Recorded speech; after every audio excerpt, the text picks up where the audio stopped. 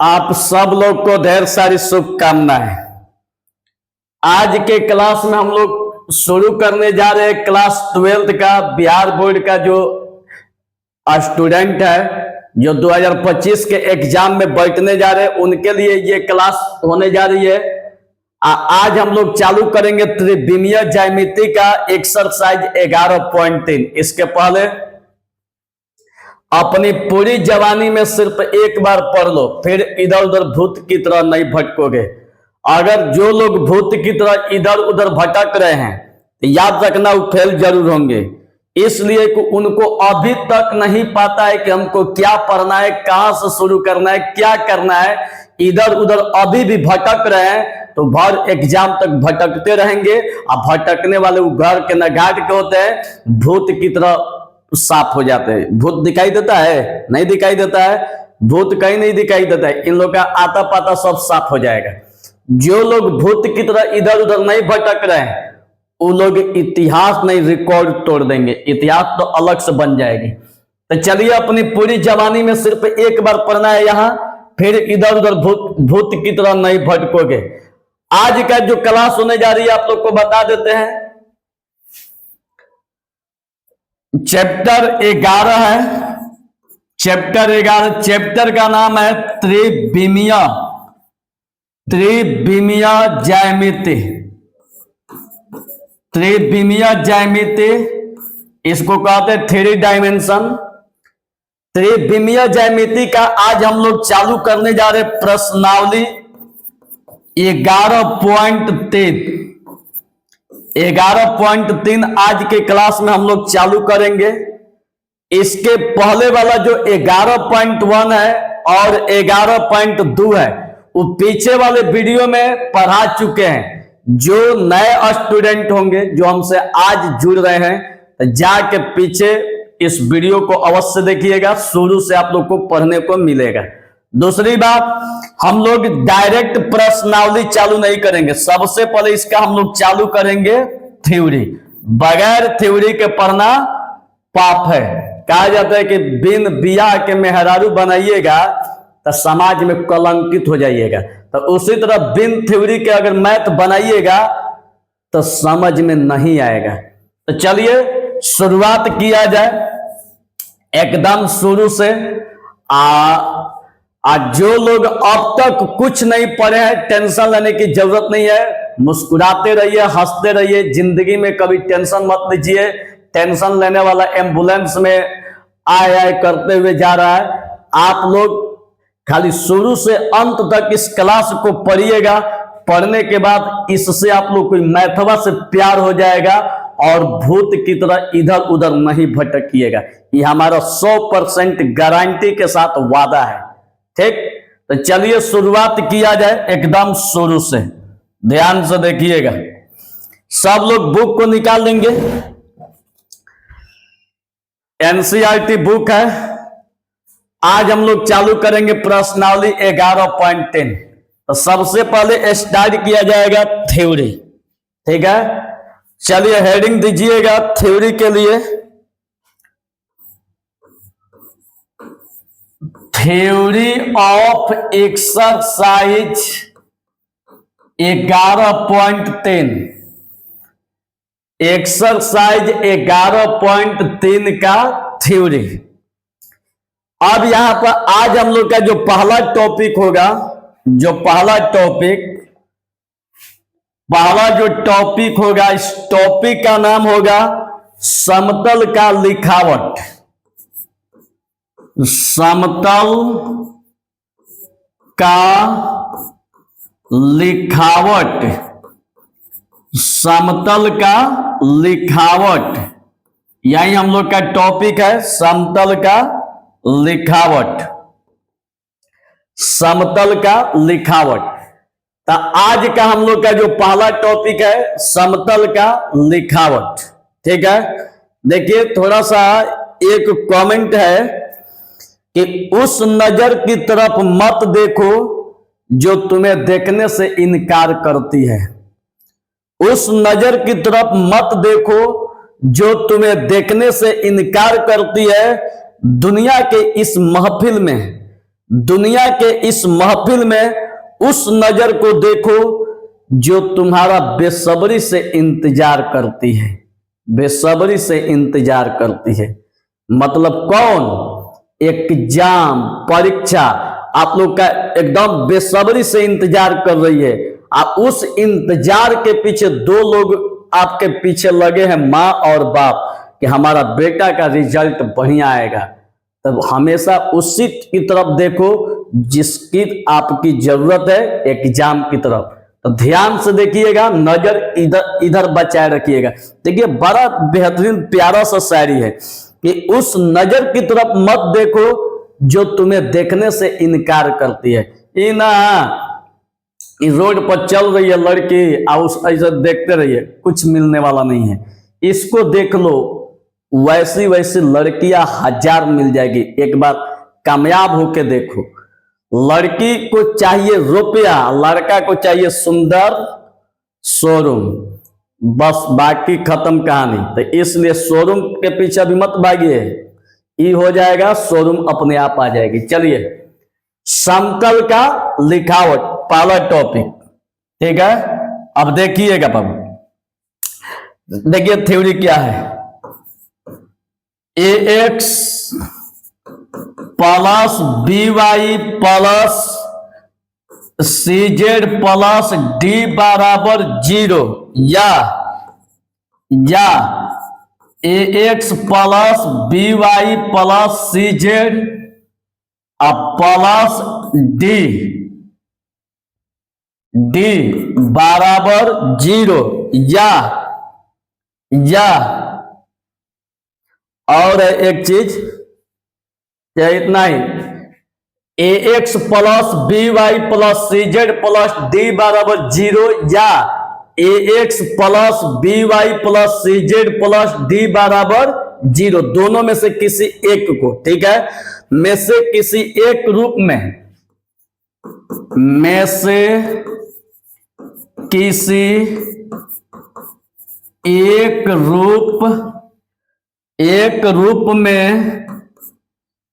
रूप में समतल का लिखावट किया जा सकता है, लिखावट किया जा सकता है। ध्यान दीजिएगा, जो समतल का लिखावट है दोनों में से किसी एक द्वारा किया जा सकता है। अगर इस रूप में दोनों में से कोई भी समीकरण देखिएगा, समझिएगा कि समतल का लिखावट है। क्या समझिएगा?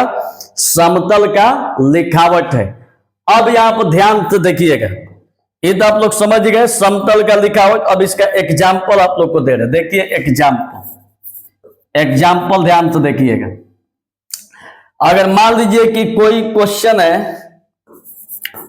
2x plus 3y plus 5z plus 10 बराबर 0। इसमें से कह रहे हैं कि ए बी सी डी का मान बताइए। क्वालिटी ठीक चल रही है ना जी वीडियो का? हाँ ठीक चल रही है। अब कह रहा है कि ए बी सी डी का मान बताइए। पहले को ध्यान दीजिएगा, यहां पर जो आप लोग को दिखाई दे रही है, ये जो आप लोग को दिखाई दे रही है ये वाला, ठीक है, इसको अगर देखिएगा तो x के बगल में a है, तो स्वाभाविक है कि x के बगल वाला a है, y के बगल में b है तो y के बगल वाला b का मान, z के बगल वाला c का मान और e वाला d का मान। वैसे भी a b c d पढ़िए, a b c d, ठीक है, a b c d, यहां भी a b c d। तो यहां पर ध्यान तो देखिएगा प्यारे स्टूडेंट, तो ए के जगह पर है, बी के जगह पर, सी के जगह पर, डी के जगह पर, यही है। तो ए का मान 2 दिया है तो यहां पर लिख दीजिए ए बराबर 2, बी के जगह पर 3 है तो बी बराबर 3, सी का मान 5 है तो सी के जगह पर 5, डी बराबर 10 है तो डी का मान 10। तो अगर इस टाइप का समतल का समीकरण दिया रहेगा, समतल का समीकरण दिया रहेगा तो यहां पर कुछ करना नहीं है, सीधे ए बी सी डी का मान रख देना है। ऐसे भी शुरू वाला ए होता है, बी होता है, सी होता है, डी होता है। तो ए का मान 2, बी का मान 3, सी का मान 5, डी का मान 10। तो ए बी सी डी का मान निकल जाएगा। तो समतल का अगर कोई भी अगर क्वेश्चन रहेगा ए बी सी डी आपसे पूछेगा तो बाबू ए बी सी डी ऐसे ए बी सी डी भी पढ़ दीजिएगा तो आप लोग का निकल जाएगा। कोई परेशानी? चलिए कोई दिक्कत नहीं है। चलिए यही आप लोग का आंसर। अब इसके बाद अगला थ्योरी, अगला जो थ्योरी देने जा रहे हैं, ध्यान दीजिएगा कि यहां क्वेश्चन नंबर 1 का एक गो बताएंगे, 4 गो क्वेश्चन है, देख लीजिए 4 गो, ठीक है। तो 4 गो बताएंगे, 4 गो में एक गो बताएंगे तो आपका तीनों बन जाएगा, तीनों। लेकिन देखिएगा कि थ्योरी कितना दर्दनाक होगा, कहिएगा कि गजब थ्योरी है। थ्योरी का पावर देखिएगा, नहीं होता है पावर ऑफ थ्योरी, देखिएगा बाबू थ्योरी का पावर। चलिए, बोले हैं ना कि मैथ से प्यार हो जाएगा तो प्यार होकर रहेगा। चलिए अब इसके बाद अगला थ्योरी, समतल में दिक् कोसाइन ज्ञात करना। समतल में दिक् कोसाइन, समतल में दिक् कोसाइन ज्ञात करना। समतल में दिक् कोसाइन ज्ञात करना। देखिएगा बाबू, हम लोग का अगला थ्योरी है, ध्यान से देखिएगा बाबू, ये हम लोग का अगला थ्योरी है। देखिएगा, समतल में दिक् कोसाइन ज्ञात करना। ध्यान तो देखना प्यारे स्टूडेंट, समतल में दिक् कोसाइन ज्ञात करना है, यही आप लोग का क्वेश्चन है। देखिए कितना मजेदार थ्योरी होगा, कहिएगा कि सर जी मजा आ गया। देखिएगा, यदि किसी समतल में, पहले लिख देते थ्योरी, यदि किसी समतल में, यदि किसी समतल में, यदि किसी समतल में कार्तीय समीकरण, कार्तीय समीकरण दिया रहता है, दिया रहता है तो दिक् कोसाइन, तो दिक् कोसाइन, तो दिक् कोसाइन ज्ञात करने का, ज्ञात करने का निम्नलिखित, निम्नलिखित तरीका है, निम्नलिखित तरीका है। पहला, देखिए पहला में कौन तरीका है, देखिएगा। सर्वप्रथम दिए गए समतल के, सर्वप्रथम दिए गए समतल के समीकरण को लिखते हैं, समीकरण को लिखते हैं। दूसरा लिखते हैं, फिर under root A square plus B square plus C square ज्ञात करते हैं, ज्ञात करते हैं। तीसरा, वर्गमूल ज्ञात करने पर, वर्गमूल ज्ञात करने पर जो मान प्राप्त होता है, जो मान प्राप्त होता है, जो मान प्राप्त होता है उस मान से, उस मान से दोनों तरफ, दोनों तरफ भाग देते हैं, भाग देते हैं। भाग देने पर हाँ अच्छे, भाग देने पर, भाग देने पर एक्स वाई तथा जेड का जो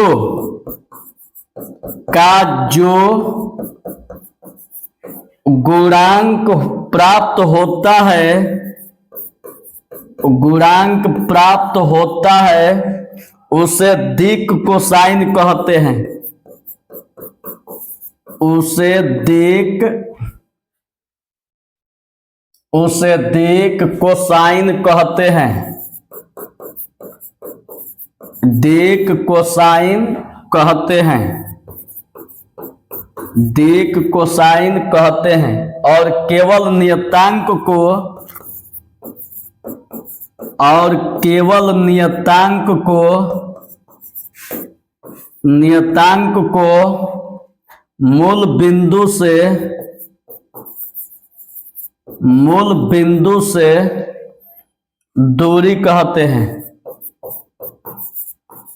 दूरी कहते हैं। देखिए ये आप लोग का थ्योरी है, ध्यान दीजिएगा।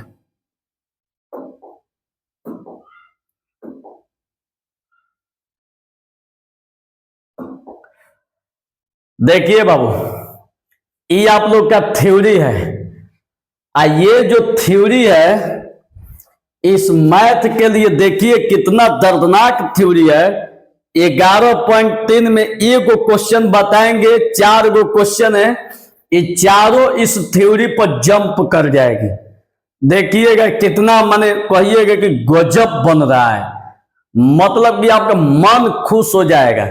चलिए स्टार्ट करते हैं एकदम शुरू से, देखिएगा।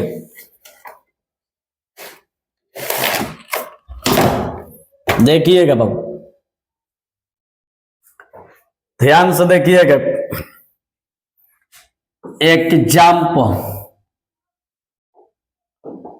एग्जाम्पल में पहला का तीसरा बता रहे हैं, किताब निकाल लीजिएगा। 11.3 का पहला का सी है, इस सी दिया है, सी करके। आज जब सी बता लेते हैं तब ए बताते हैं।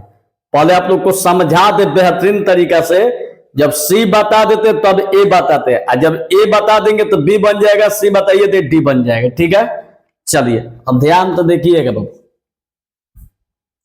सी में दिया है, पहले क्वेश्चन को देखिए, किताब निकाल के बैठिएगा बाबू, बिना किताब के मजा नहीं आएगा। प्रश्नावली 11.3 रुपये हम लिखियो देते हैं। देखिए, निम्नलिखित प्रश्नों में से, निम्नलिखित प्रश्नों में से प्रत्येक में समतल के अभिलंब की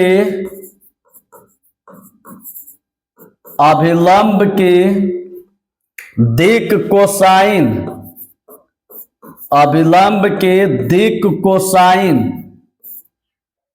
और मूल बिंदु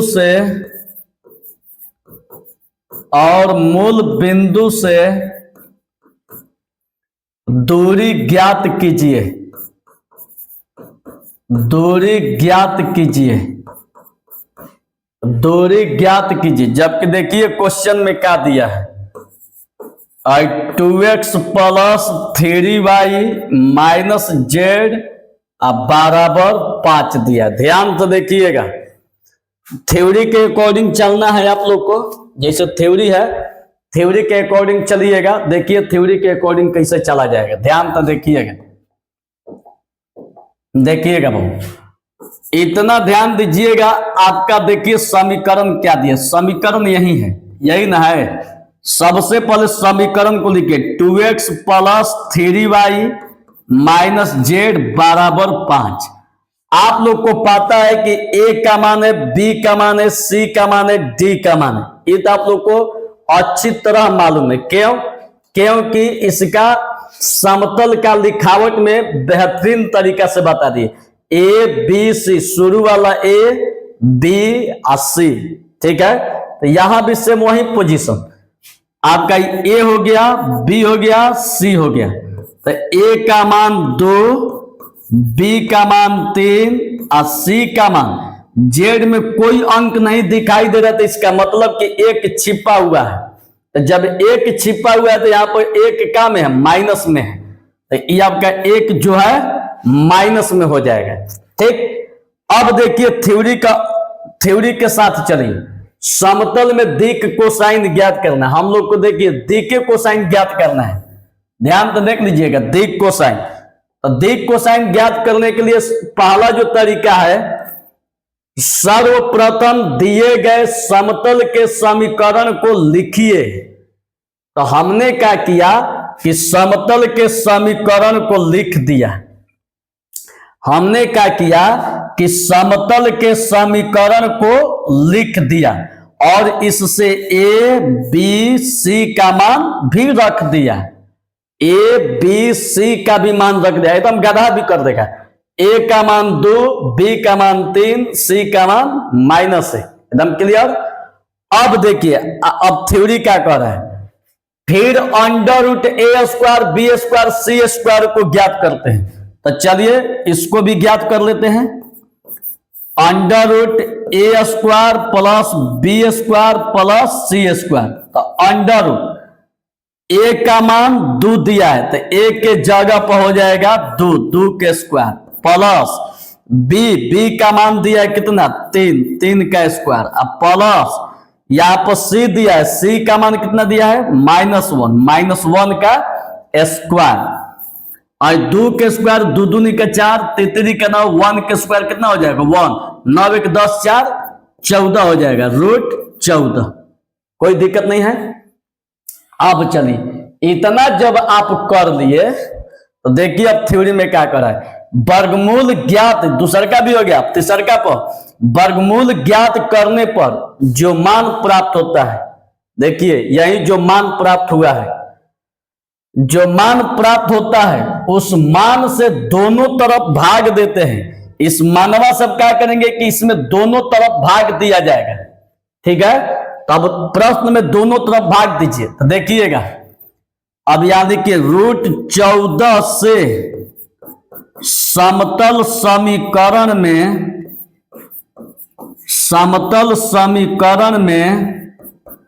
दोनों तरफ भाग देने पर √14 से दोनों तरफ भाग दिया जाएगा। देखिए भाग दे रहे हैं, और 2x plus 3y minus Z, अब बाटा में कितना से भाग देना है, √14 से, अब बराबर, अब 5 में भी कितना से भाग देना है, √14 से। ध्यान तो देख लेना बाबू, दोनों तरफ हम लोग को कितना से भाग देना है, √14 से। इसके बाटा में भी √14, इसके बाटा में भी √14। अब √14 को तीनों के बाटा में अलग अलग कर देते हैं। देखिए अब तीनों के बाटा में अलग अलग देखिएगा भाई, तीनों के बाटा में अलग अलग, हर 2x बाटा में इतना, देखिए 2x बाटा में √14 प्लस 3y बाटा में √14, फिर -z बाटा में √14, अब बराबर 5 बाटा में √14। ध्यान तो देख लेना। अब हम √14 को तीनों के बाटा में अलग अलग, इसके बाटा में √14, इसके बाटा में √14, इसके बाटा में √14 अलग अलग। अब इतना जब कर दिए तब ध्यान दीजिएगा, थ्योरी क्या कह रहा है कि x, y तथा z का जो गुणांक प्राप्त होता है, मतलब उसमें जो जितना का गुणा होता है, ध्यान से देखिएगा तो देखिए x में कितना का गुणा है, 2/√14, इसमें 3/√14, इसमें -1/√14। तो जो x में जितना का गुणा है, y में जितना का गुणा है, z में जितना का गुणा है, इसी को कहते हैं दिक कोसाइन। क्या कहते हैं बाबू? इसी को कहते हैं दिक कोसाइन। तो यहां पर साफ क्वेश्चन कर रहा है कि दिक कोसाइन बताइए।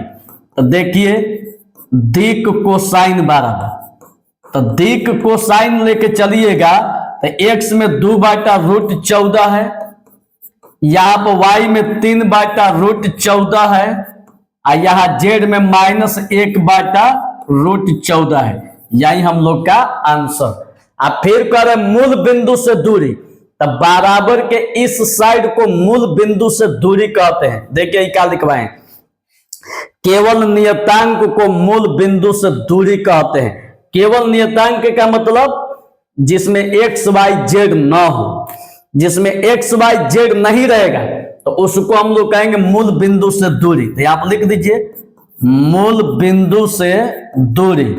तो मूल बिंदु से दूरी कितना है बाबू? 5 बाटा में √14। यही हम लोग का आंसर। एकदम क्लियर। तो ई आप लोग का था 11.3 का पहला का सी क्वेश्चन। आज जैसे आप लोग को बताए वैसा ही इसका चारों बनेगा, लेकिन फिर से एक बार समझा देते हैं आप लोग को। ध्यान से देखिए। अब भाई थ्योरी के अकॉर्डिंग, अब देखिए थ्योरी पर तो बताए मैथ, ठीक है, थ्योरी पर मैथ बताए, लेकिन अब बगैर थ्योरी के बताते हैं कि अब अपने से कैसे इसको बनाइएगा बगैर थ्योरी के। देखिएगा पहला काम, सबसे पहले क्वेश्चन को उतारिए, यहां से ए बी सी का मान प्राप्त कीजिए। ए का मान 2, बी का मान 3 और सी का मान -1। अब इसके बाद √a² b² c² को निकालिए। ए का मान 2 है तो 2 का स्क्वायर, बी का मान 3 है तो 3 का स्क्वायर, और सी का मान -1 है तो सी का मान -1 के स्क्वायर। 2 दूनी का 4, 3 का 9, 1 के स्क्वायर 1, 9 1 10 4 14। √14 से दोनों तरफ भाग कर लीजिए। इसके बाटा में √14, इसके बाटा में √14। अब भाई √14 को तीनों के बाटा में अलग अलग कर दीजिए, ठीक है। और जो x y z में जितना का गुणांक है, जितना का बाबू, तो समझ जाइएगा कि वही आपका दिक कोसाइन। x में 2/√14 का गुणा है तो 2/√14, y में 3/√14, इसमें 1/√14। तो ये आपका हो गया दिक कोसाइन। हाँ, ये आपका मूल बिंदु से दूरी हो गया। समझ में आ गया। अब इसी तरह देखिए, इसी तरह जो क्वेश्चन है आप लोग का पहला भी बनेगा। जैसे देखिए यहाँ पर पहला देखिए 1 का ए में दिया है z = 2। लड़का फ्रस्ट्रेशन में कि सर ये कैसे बनेगा, ये तो समझ में नहीं आ रहा है कि कैसे बनेगा। तो देखिए इसमें भी ज्यादा आप लोग को दिमाग लगाने की कोई आवश्यकता नहीं है। पहले समझिएगा क्या कह रहा है, पहले क्वेश्चन का डिमांड समझिए। देखिए पहले क्वेश्चन का डिमांड देखिएगा। यहां पर x y z तो है नहीं, ये तो क्लियर दिख रहा है आप लोग को, ठीक है। तो जब नहीं है तो इसका मतलब क्या है, 0x + 0y + z = 2 दिया है। इस में कारण कि 0 ले x में गुणा होगा 0, और 0 ले y में गुणा होगा 0 + z = 2, और 0 0 0 z जोड़िएगा तो z = 2। बतिया वही है, इसको हम डेवलप करके लिख दिए। अब यहां से आप सोचिए कि ई आपका ए का मान, बी का मान, और जेड के बगल में कोई भी अंक नहीं दिखाई दे रहा है तो वहां पर 1 छिपा हुआ है। तो 1 छिपा हुआ है तो सी का मान। तो आप तो आसानी से तो इसको लिख सकते हैं ना जी, a = 0, b = 0 और c = 1। अब यहां से √a² + b² + c²। तो a का मान कितना दिया है, a का मान 0 दिया है बाबू, तो 0 का स्क्वायर, b का मान दिया है 0 तो 0 का स्क्वायर, अब फिर यहां पर देखिए c दिया है, c का मान 1 दिया है तो 1 का स्क्वायर। अब देखिए 0 का स्क्वायर 0, 0 का स्क्वायर 0 + 1, सब जोड़ दीजिएगा तो कितना हो जाएगा 1, और 1 का वर्गमूल 1। अब यहां तक जब समझ में आ गया तो आप लोग को खुद पता है, आप लोग को बतलाया जा रहा है कि जो वर्गमूल का मान जो प्राप्त होगा उतना से दोनों तरफ, क्वेश्चन में दोनों तरफ भाग दिया जाएगा। अब 1 से दोनों तरफ भाग दीजिए, चूंकि z/1 और बराबर 2/1 एकदम सेम टू सेम इसी के जैसा। जैसे कैसे √14 से दोनों तरफ भाग दिए, वैसे ही यहां भी 1 से इसके बाटा में भाग दे दीजिए तो आ जाएगा। तो क्वेश्चन है z/2 यही आएगा। लेकिन थोड़ा सा ध्यान दीजिएगा, इसमें तो x y z नहीं है, तो x y z नहीं तो x y वाला कहां जाएगा, तो x y z। तो अब क्वेश्चन तो आपका इन बन गया जी, चूंकि इसको यहां से बढ़ाएं, चूंकि यहां देखिए, चूंकि क्वेश्चनवा तो यही ना है, तो आपका जो क्वेश्चन है इसको डेवलप किया, तब इस पर ना विचार कीजिएगा, इसी को ना डेवलप किया है। तो जब इसको विस्तार किया है तो हम लोग का जो भाग दिया जाएगा 1 से, इसमें नहीं दिया जाएगा, नीचे वाला में दिया जाएगा। मतलब का 0 × x plus 0 × y plus z बाटा में 1 बराबर 2/1। 1 से भाग दीजिएगा तो इतना ही हो जाएगा, 0.x 0.y प्लस z बराबर 2। अब यहां से दिक कोसाइन आपसे सवाल किया जा रहा है, तो दिक कोसाइन जब आपसे सवाल किया जा रहा है तो देखिए दिक कोसाइन कौन कौन होगा। हम आप लोग को अच्छी तरह बता रहे हैं कि x में जितना का गुणा होगा, y में जितना का गुणा होगा और z में जितना का गुणा होगा वही आपका दिक कोसाइन होगा। तो x में 0 का गुणा है तो 0, y में भी 0 का गुणा है तो 0 और z में 1 का गुणा है तो क्या हो जाएगा 1। तो ये दिक कोसाइन। मूल बिंदु से दूरियों ने पूछ रहा है जी, तो मूल बिंदु से जब दूरी कह रहा है तो मूल बिंदु से दूरी कितना है, नियतांक वाला को बराबर के इस साइड वालों को हम लोग क्या बोलेंगे, मूल बिंदु से दूरी। तो मूल बिंदु से दूरी कितना हो जाएगा भाई 2। ठीक है, बताइए मैथ से प्यार हो रहा है कि नहीं हो रहा है। कितने लोग कहते हैं कि प्यार अंधा होता है, लेकिन घर वाले, गांव वाले, मोहल्ला वाले अंधा नहीं होते हैं। कभी किसी लड़की को जिसके साथ आपकी दोस्ती हो या मान लीजिए कोई अदर रिलेशन हो, चाहे घर की माने कोई भी हो, अगर 12 बजे रात को अनजान लड़की को रिश्ता में बहन ही क्यों न लगती हो, अगर 12 बजे रात को अगर घर पर लेके आइएगा ना और घर पर तुम्हारा कोई नहीं होगा तो जानते हैं हो तो सुबह पता चलेगा कि आपका चर्चा सरेआम हो रही है। आप सोचे कि कोई नहीं देखा, इधर कहते हैं कि लव इज ब्लाइंड, प्यार अंधा होता है, और उधर पूरा दुनिया उसको अंधा नहीं है, पूरा देख चुका है। सुबह में जानते हैं क्या चर्चा सुनिएगा, जनला हवा एगो बात, फलानवा जो मास्टर साहिब बाबा बा न कौन तो एगो लड़की के लेके आया है। सोच लीजिए वो इतना माने उतना तेज न्यूज नहीं फैलता है जितना ये सब बतिया तेज फैलती है। ये सब वही लोग, ये सब जानते हैं, ये सब प्यार के दुश्मन होते हैं। इन लोग को मतलब नहीं होता है, जिसको किसी से प्यार नहीं हुआ है तो क्या करेगा, यही सब दुश्मन बनेंगे। बताइए उन्हें बेचारा इन लोग का गांव वाला मोहल्ला वाला को कुछ तो बिगाड़े नहीं होते हैं, और कुछ नहीं बिगाड़े होते फिर भी उनका इतना खतरनाक दुश्मन होता है जिसे लगता है कि उसका बैलूफा खेत जोत के रखा है। जान जाइए इतना खतरनाक दुश्मन होते हैं। आप कभी सोच के देखिएगा, कितने लोग कहते हैं कि अलग अलग प्यार के धर के लटका दो पेड़ पर, बहुत हरामी है, पेड़ पर लटका दो, हई एक के काट के नाला में ठूस दो। कहना आसान होता है, लेकिन उन दोनों प्रेमियों से पूछिएगा, एक दूसरे को जानने पहचानने एक दूसरे को प्यार करने में उन लोग को कितना स्ट्रगल करना पड़ता है। ये कभी सोच के देखिए, 2-3 महीना तो झांका झुकी चलता है, ऐसे एगो झांकेगा तो एगो ऐसे झांकेगी, ये तो 3 महीना सिलसिला चलता है। फिर इसके बाद कुछ दिन के बाद साइकिल में कोच देगा नंबर अपना, और तब नंबर लिख देगा जान मैं हूं, अब वहां से व्हाट्सएप चालू होगा, व्हाट्सएप पर पढ़ाई वाला 1 महीना चलेगा, तब धीरे धीरे कन्वर्टिंग होगा, और तब जाके ये अभी कमाओ 3-4 महीना चलता है, तब तक 6 महीना हो गया होता है। फिर इसके बाद व्हाट्सएप पर मिलने जुलने की बात चलती है, तब तक साल भर हो जाता है। साल भर के बाद कितना मेहनत करके दोनों जोड़ी मिलते हैं, अब कोई बताइए समाज वाला इसका खुलेआम दुश्मन हो जाता है। ये कोई तरीका है? आप भी प्यार कीजिए, भगवान कृष्ण भी प्यार किए थे, राम वाटिका में जाके सीता जी को देख के मुस्कुरा गए थे, उनको भी प्यार हो गया था। अरे दुनिया में सबको प्यार होता है, लेकिन नहीं, प्यार किया है, लटका दो पेड़ पर।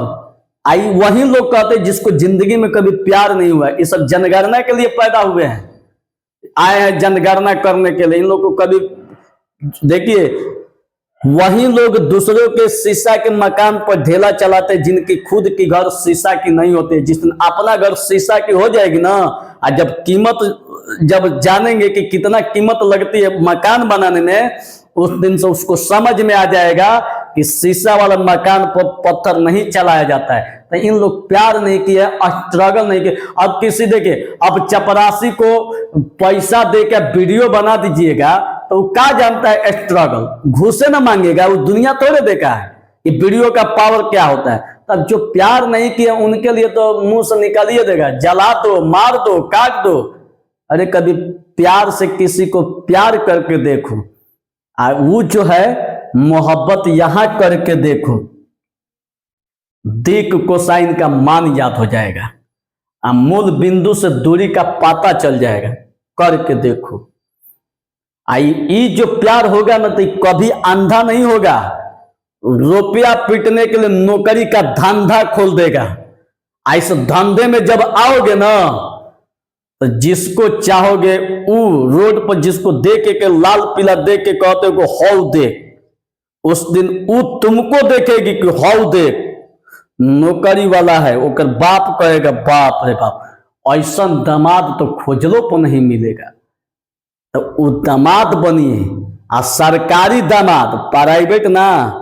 प्राइवेट अगर विवाह करके आते हैं, सिंदूर नहीं डालिएगा तो समाज आपको लात मारेगी। और जब सरकारी दामाद बनिएगा ना तो दुनिया नहीं, उसके घर वाले याद करेंगे। और इज्जत, सरकारी दामाद जब अपने ससुराल में जाता है ना तो देखिएगा बाकियों का बिया हुआ होगा, सरकारी दामाद को कितना इज्जत दिया जाता है खाली टैगवा लग जाने से। तो बाबू इससे प्यार कर लो, जीवन सार्थक हो जाएगी, जीवन का सारा पुण्य मिट जाएगा। तो चलो अब आगे बढ़ते हैं, ज्यादा हम भी बोल दिए।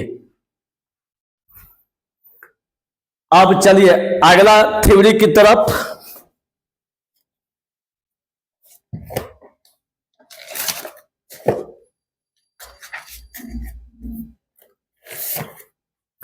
अगला थ्योरी की तरफ देखिए।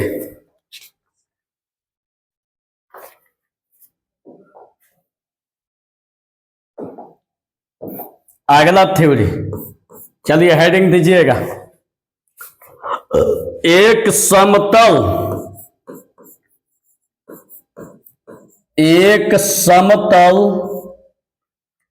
जिसके मूल बिंदु से दूरी, जिसके मूल बिंदु से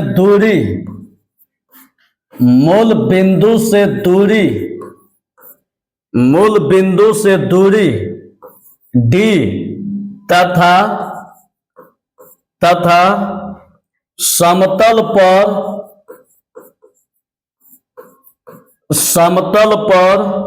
मूल बिंदु से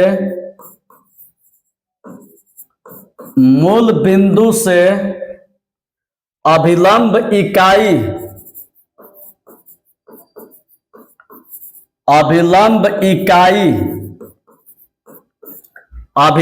इकाई सदिश n कैप है का सदिश रूप में समीकरण r इंटू एकांक सदिश n बराबर d होता है।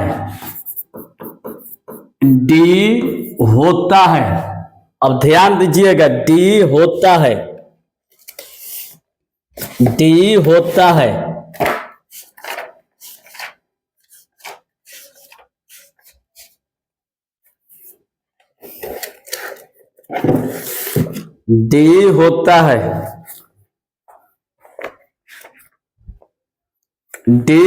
है। देखिए जहां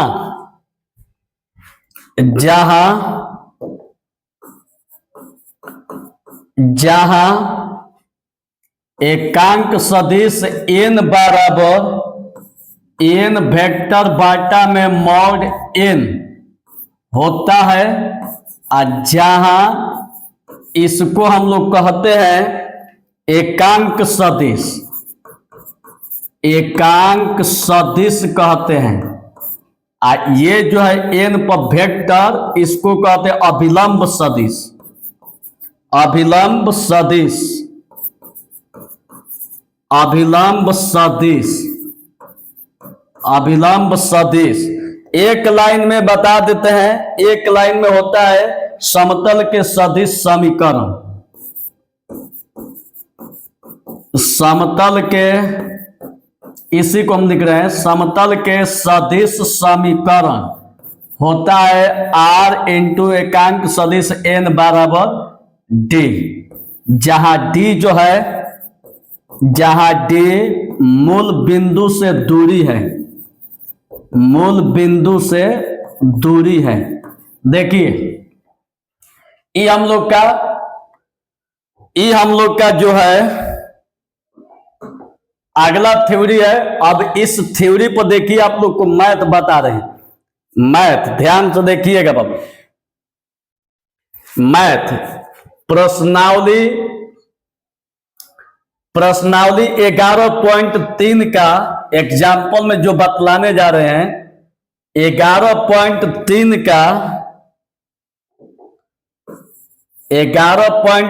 का क्वेश्चन नंबर 2 है।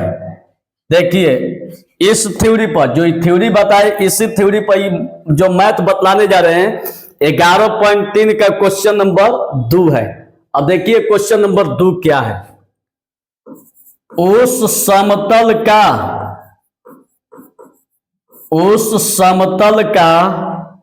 सदिश समीकरण ज्ञात कीजिए, समीकरण ज्ञात कीजिए जो मूल बिंदु से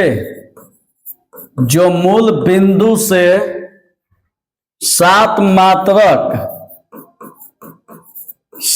मात्रक दूरी पर है, 7 मात्रक दूरी पर है, और सदिश 3i cap plus 5j cap minus 6k cap पर अभिलंब है, अब देखिए कितना मस्त क्वेश्चन है, ध्यान से देखिएगा। इस थ्योरी के अकॉर्डिंग आप लोग को बतलाने जा रहे, ध्यान तो देखिएगा बाबू, इस थ्योरी के अकॉर्डिंग ध्यान तो देखिएगा। पहली बात देखिए, पहली बात ध्यान दीजिएगा कि उस समतल का सदिश समीकरण बताना है। समतल का सदिश समीकरण यही सूत्र है, ठीक, यही सूत्र है। अब इसके बाद आइएगा, कह रहे कि जो मूल बिंदु से 7 मात्रक दूरी पर है, मूल बिंदु से दूरी के लिए डी से सूचित किया जाता है। क्या से सूचित किया जाएगा? डी से। तो जब डी से सूचित किया जाएगा तो देखिएगा बाबू, हॉल और डी बराबर 7 मात्रक, ठीक है। अब यहां ध्यान दीजिएगा, अब यहां पर एकांक सदिश n है, ठीक है, लेकिन यहां पर सदिश समीकरण दिया है। सदिश समीकरण का मतलब n पर वेक्टर कितना दिया है? 3i cap plus 5j cap minus 6k cap, यही दिया हुआ है। अब यहां पर जो सदिश समीकरण है r इंटू एकांक सदिश n इंटू डी दिया है, बराबर डी दिया है, ना कि सदिश समीकरण दिया, अभिलंब समीकरण दिया है। यहां पर अभिलंब समीकरण दिया है, पर अभिलंब है तो अभिलंब सदिश है। तो जब अभिलंब सदिश है तो फॉर्मूला भी तो सामने है ना जी, एकांक सदिश n बराबर, एकांक सदिश n बराबर n वेक्टर बाटा में मॉड n वेक्टर, यही होगा। तो n का मान यही दिया है, 3i cap plus 5j cap minus 6k cap. अब बाटा में mod 3i cap 5j cap minus 6k cap. अब देखिएगा बच्चा, अब देखिए, अब 3i cap plus 5j cap minus 6k cap.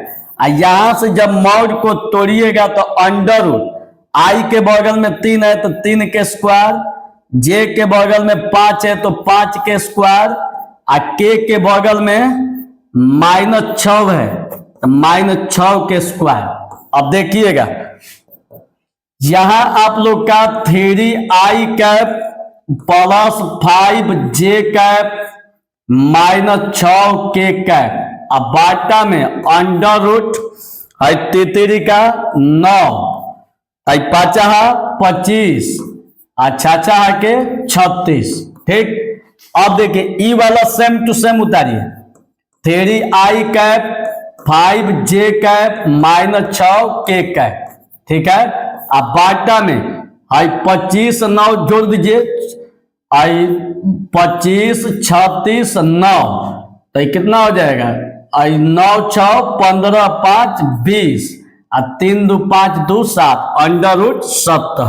ठीक, 70 को तोड़िए तो वर्गमूल 35 दूनी 70 5 7 35, कोनो दो गो नहीं है तो इसका वर्गमूल नहीं निकलेगा।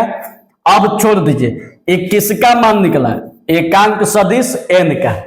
हम लोग से पूछा जा रहा है कि उस समतल का सदिश समीकरण बताइए, यही हम लोग का है r इंटू एन कैप, समतल का सदिश समीकरण, सदिश समीकरण।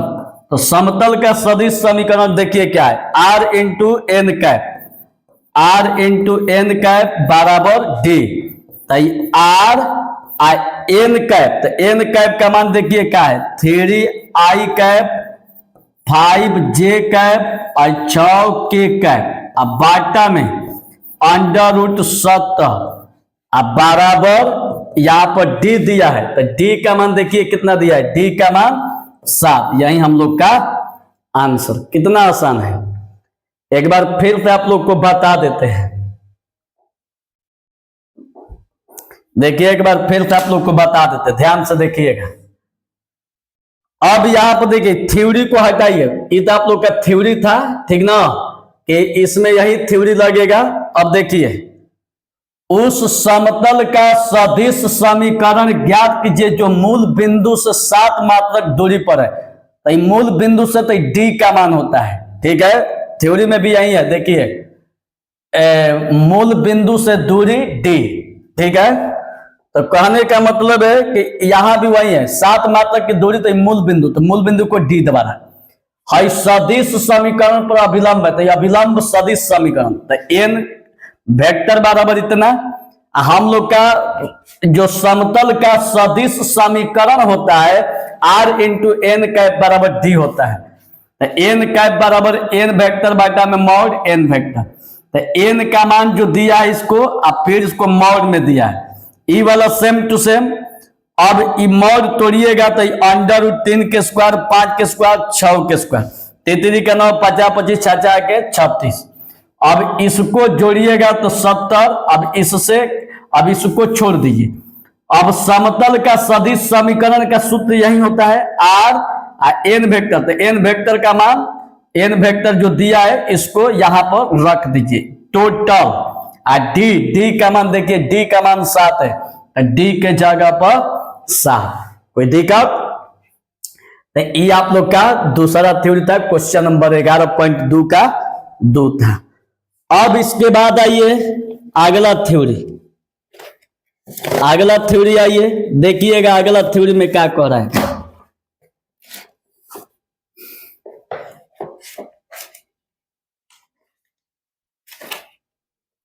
अगला थ्योरी में देखिएगा,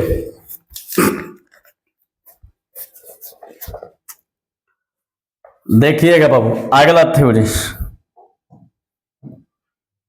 वीडियो क्वालिटी तो सही चलती होगी, हाँ। अब देखिए अगला थ्योरी, अब देखिए थ्योरी, पीछे वाला भी क्लास में बताए थे, पीछे वाला वीडियो में, कि जो आर का मान होता है, आर का मान एक्स आई कैप वाई जे कैप और जेड के कैप होता है, यही बताए थे। ठीक है, अब देखिए इस थ्योरी का इस्तेमाल कहां होगा, पहले इसका यह भी देख लीजिए ताकि आप लोग को समझ में आवे। देखिए जैसे इस पर एग्जाम्पल में 3 नंबर बता रहे, 11.3 का क्वेश्चन नंबर 3 बता रहे हैं इस थ्योरी पर। देखिएगा इसमें बताएंगे ए, ठीक है, बी 80 आप लोग बनाइएगा, सेम टू सेम क्वेश्चन है, ए बता रहे बी 80 बनाइएगा। क्वेश्चन में कह रहे कि निम्नलिखित समतलों का कार्तीय समीकरण ज्ञात कीजिए। निम्नलिखित समतल का कार्तीय समीकरण, जिसमें ए में दिया है R into R dot I cap plus J cap minus K cap बराबर 2, यही दिया हुआ है। अब देखिए बाबू, अब समझने वाली चीज है, कह रहे कि क्वेश्चन में कि कार्तीय समीकरण ज्ञात कीजिए।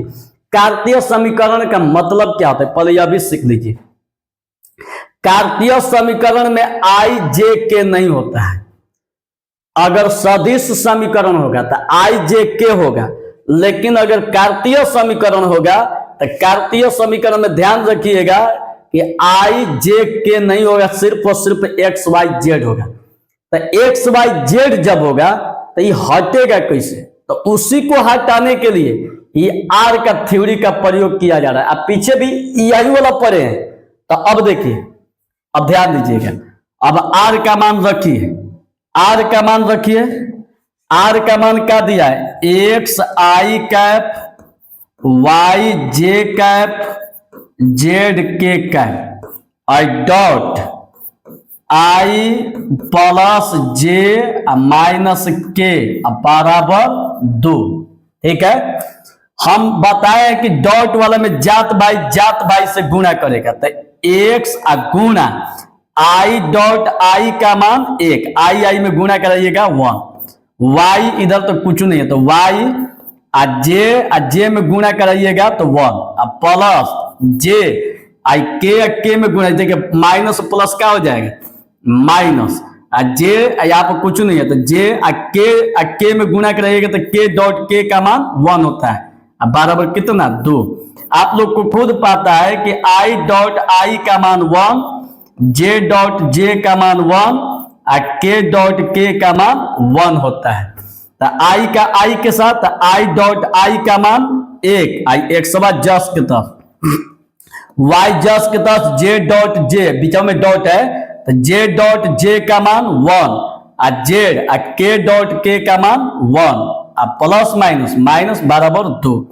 अब देखिए एक्स ले 1 में गुणा होगा एक्स वाई माइनस जेड बराबर 2, यही हम लोग का आंसर। अब सवाल देखिए, आप भी सोचिएगा, इसमें कहीं आप लोग को आई और जे के दिखाई दे रहा है, नहीं दिखाई दे रहा है, तो आई जे के जब हट जाता है ना तो इसी को हम लोग कहते हैं कार्तीय समीकरण। जब एक्स आई जे के रहेगा तो इसको कहते सदिश समीकरण। एकदम क्लियर हो गया। अरे बबुआ बहुत आसान बा, मैथ काहे टेंशन ले रहा है, बहुत आसान है। तो चलिए आज के क्लास में बस इतना ही, मिलते हैं अगले वीडियो में। आज जो स्टूडेंट हमसे नए जुड़े हैं सब्सक्राइब कर लीजिएगा और ईमानदारी से आप लोग पढ़िएगा। अगर हमारे प्रति अगर इतना खुश है तो शेयर जरूर कीजिएगा, सबसे पहले शेयर कर लीजिए। चलिए मिलते हैं अगले वीडियो में, तब तक से आप लोग को ढेर सारा प्यार आशीर्वाद। धन्यवाद।